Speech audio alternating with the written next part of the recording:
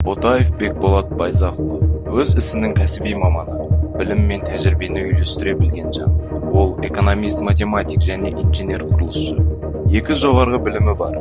Алдымен экономика және математик мамандығын кейіннен Мұхтар Әуезов атындағы Оңтүстік Қазақстан университетінің құрылыс факультетін бітірген.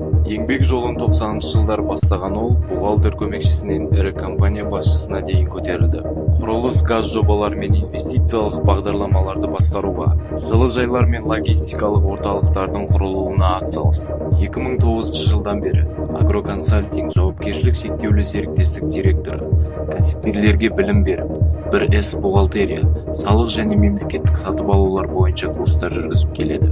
Сонымен қатар, кәсіпқой оқу орталығының негізін қалаушысы, әрі осы бағыттағы тәжірибелі ұстаз. Бүгінде Бекболат Байзақұлы Евразиялық жаңа құрылыс технологиялары корпорациясы директоры, құрылыс, экономика және білім салаларын ұштастырып, ел дамуына үлес қосуда.